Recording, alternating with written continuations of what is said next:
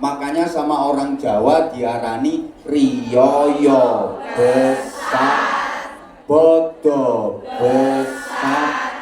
Idul Fitri itu hari raya kecil. Coba kita bandingkan, kenapa Idul Fitri disebut hari raya kecil, Idul Adha disebut hari raya besar. Memang Idul Adha lebih besar daripada Idul Fitri. Idul Fitri waktunya cuma 1 hari, yakni tanggal 1 Syawal tok.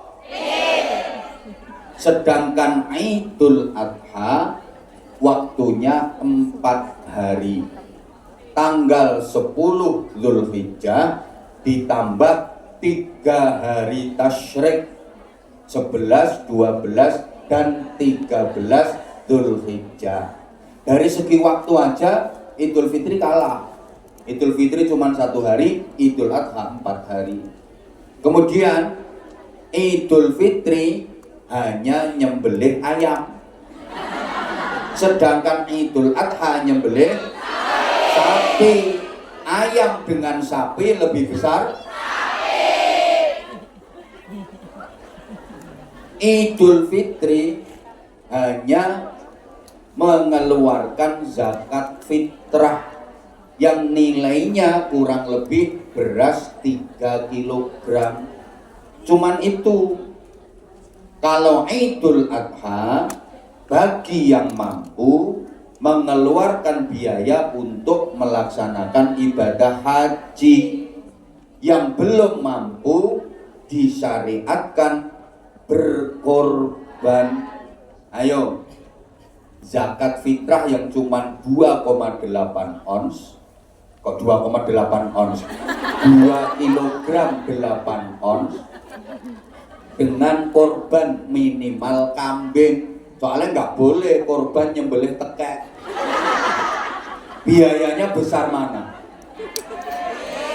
Makanya Idul Fitri disebut hari raya kecil, Idul Adha hari raya besar. Nah, sikap santri yang benar, yang kecil ya harus dianggap kecil, yang besar dianggap besar.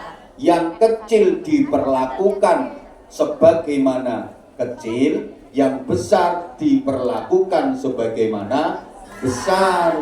Jangan dibalik, yang kecil dibesar-besarkan, yang besar malah dikecil-kecilkan. Kebanyakan masyarakat kita kebalik.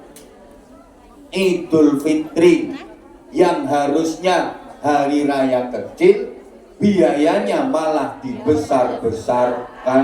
Sedangkan Idul Adha yang hari raya besar malah dianggap kecil. Kebalik, ketika Idul Fitri yang cuma hari raya kecil, anggarannya dibesar-besarkan.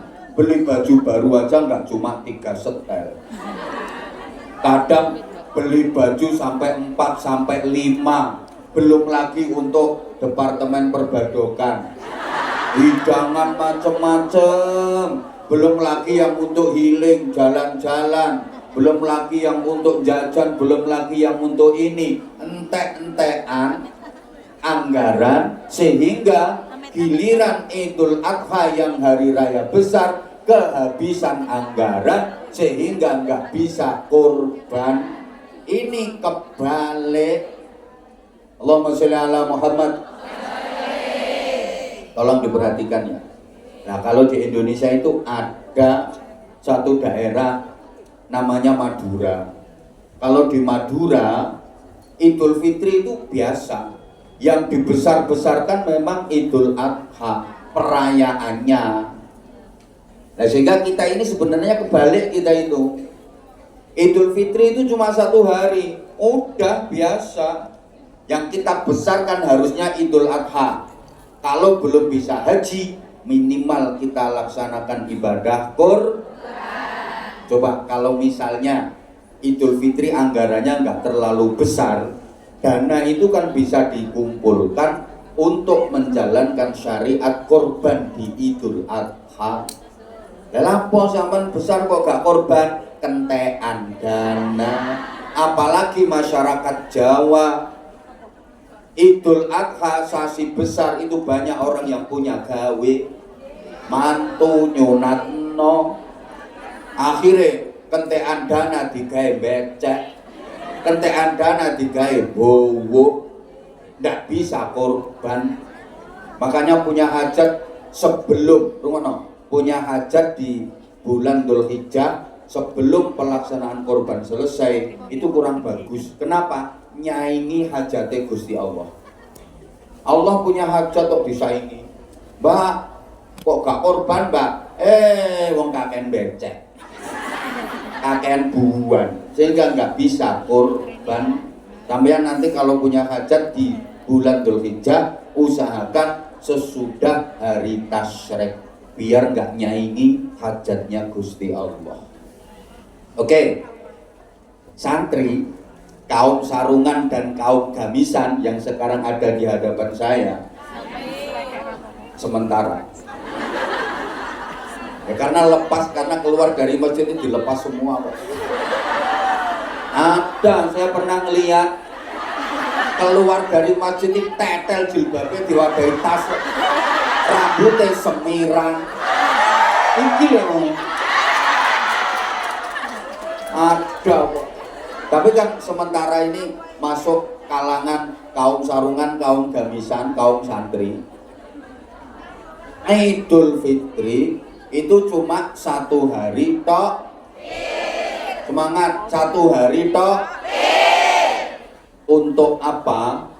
Untuk bertaqabbalallahu minna wa minkum taqabbal. Artinya apa? Mudah-mudahan Allah menerima amal saya dan amal panjenengan semua. Saya ulang, bagi santri Idul Fitri cuma 1 hari, tanggal 1 Syawal tok. Adil. Untuk apa 1 hari itu? Untuk bertaqabbalallahu minna wa minkum taqabbal. Artinya semoga Allah menerima amal saya dan amal panjenengan semua.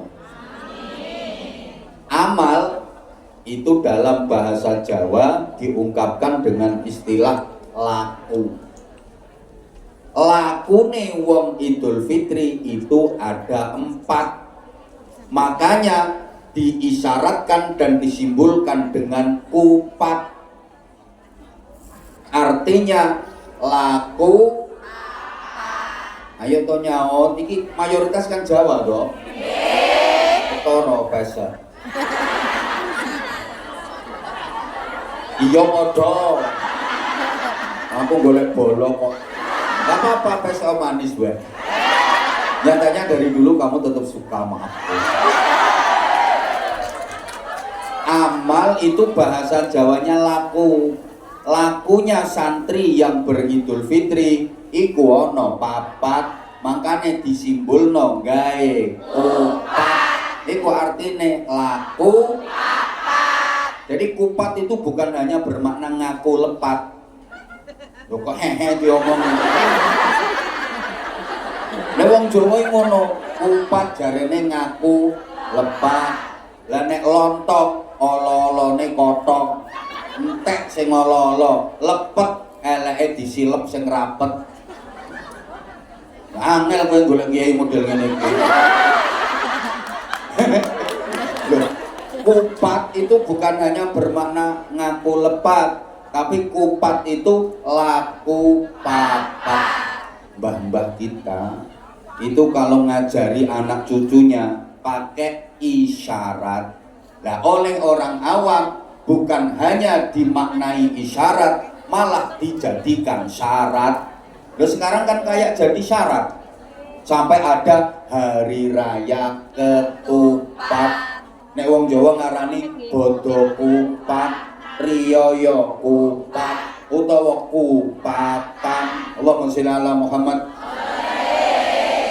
Itu sebenarnya isyarat, tapi oleh masyarakat dianggap sebagai syarat. Caman bisa membedakan antara isyarat dengan syarat. Ora iso ya on tenan. Sebenarnya isyarat, tapi seolah-olah oleh masyarakat dianggap sebagai syarat. Loh, mbah-mbah kita dulu itu hebat-hebat. Kalau ngajari anak cucunya tentang agama itu pakai isyarat, nggak harus nggak harus kelenewi. Lihat-lihat sasarannya gitu loh. Dengerin toh. Misalnya ada istri lagi ngambek, istri lagi gondok, terus suami nasihati langsung kelenewi fi kitabil azizil karim. Yang malah ngamuk wong itu. Mau gak usah kadang dalil tapuk lambemu sisa. Berarti istri menolak ayat Quran. Yang dosa siapa? Suami.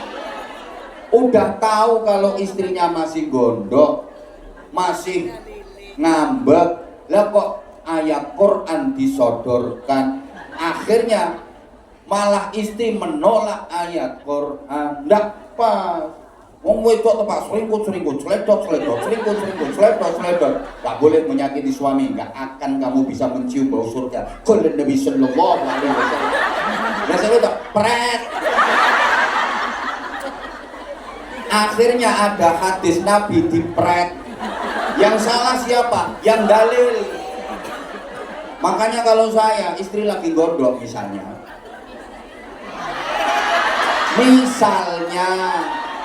loh, berarti pernah digondoi? Ya. Coba ngomong asli-aslinya. Saya nggak pernah qala ta'ala qala Nabi. Padahal saya tukang dalil. Tapi kalau istri lagi ngabuk, lagi gondok, nggak mungkin saya kasih qala ta'ala qala Nabi. Karena saya tahu pasti akan ditolak. Kalau ditolak, dia nolak Quran, dia nolak hadis, saya yang nanggung dosa besar. Terus gimana? Ya tunggu nanti kalau baterainya udah habis. Kalau sudah siap dinasihati, baru dinasihati. Makanya gini, nasihati orang itu nggak harus langsung ini menurut Al-Quran, menurut hadis. Lihat-lihat dulu orangnya udah siap belum nampung itu nasihat. Kalau mbah-mbah kita bijaksana, biasanya pakai isyarat. Karena apa? Belum siap menerima ayat Quran, belum mampu nampung hadis Nabi Allahumma sholli ala Muhammad.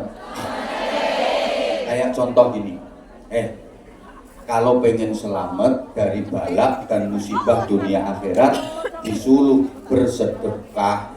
Lagi naik wong gebian langsung dituin qala Nabi sallallahu alaihi wasallam.